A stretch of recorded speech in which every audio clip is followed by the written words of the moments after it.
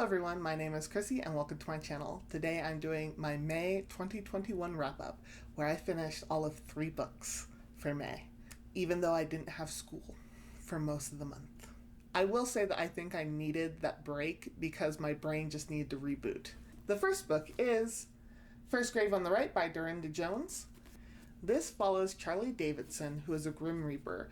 She is able to see ghosts and help them cross into the afterlife, and often uses information they tell her to solve crimes and also does private investigations. She also has this kind of steamy romance thing with a guy named Reyes. I'm not going to talk really any more about it because it gets to spoilers quick.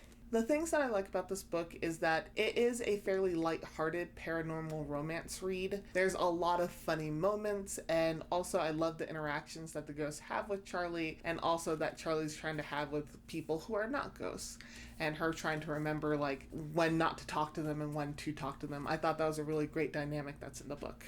Things that I didn't like about this book is I don't really like first-person narration all that much. It makes sense for this book to be in first person, but I'm just not a fan of first-person point of views, especially when you have a lot of action that goes on. And I know that a lot of paranormal romance and romance in general tends to be in first person, but I kind of wish that it was in third.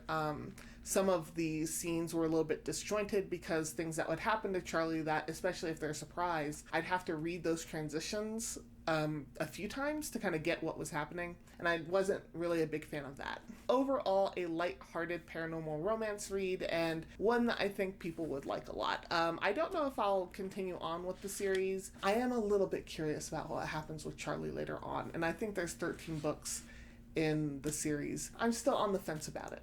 If anyone's read the series, please tell me what you thought, especially past book 1. The next book I read was Dear Girls by Ali Wong. This is a nonfiction memoir piece. It's really letters that Ali writes to her daughters about various things, but mostly about relationships. And a large part of it is, one, how she met her husband, and then their relationship going forward while Ali's doing comedy. Personally, I like Ali Wong, and I like her comedy. She talks about body parts a lot, like her butthole. So be prepared. If you don't like dirty humor or expletives, then you're probably not going to like Ali Wong's comedy. A lot of stories that she tells in her comedy set, she does touch on in her book and expounds upon it and gives a little bit more context to those stories, which I liked a lot. I found the book to be funny and heartwarming in some places, and also very down to earth in other pieces, like when she talks about her miscarriage and kind of like the attitude that people will have after that happens to you. I thought that was a really awesome piece that she added in there because for people who have been through that, it's really relatable. So overall, I really liked it. I thought it was funny. There is one part in there that she gets really pretty explicit where she's having relations with herself in a hallucination. That part threw me off just a little bit, but looking back, I can see the humor in it. And the last book I read for May is Wonder by R.J. Palacio. This is about a young boy named August Pullman who has what's known as Crutcher-Collins syndrome. A large characteristic of Crutcher-Collins syndrome is that there are facial differences, and I'm using kind of the words that are put in the book. When August was born, he was born with a cleft palate, and he had to have a lot of different surgeries for things that were happening with his face, and how it's described in the book is that it looks like he was burned at some point, just to give you an idea of what those facial differences are.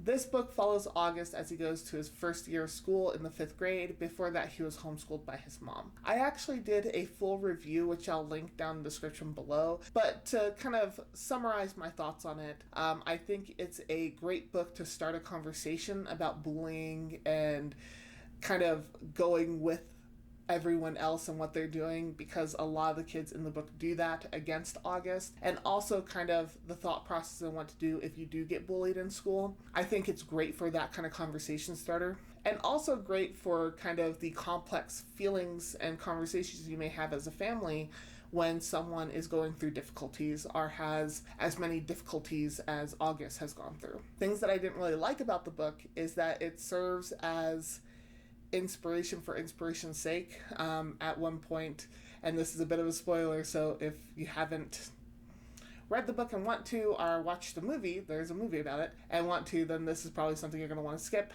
August ends up getting an award at the end of the book just for getting an award, And I wasn't a big fan of that because I thought that there were talents that August does have, but those are never the highlight of what makes August special and awesome. Instead, it's always in regards to the fact that he's just getting bullied. Also, certain plot lines just didn't have a good resolution, or that they were resolved, but they were resolved in a really wishy-washy way. For example, the bullying arc with Julian it's resolved, but there's not any actions towards its resolvement, so it just gets fixed. It's just fixed. And then also the plotline with August's sister, we don't really get a good resolution between him and his sister either. And those are the books that I read in May. Have you read any of the books that I talked about? If so, what did you think of them?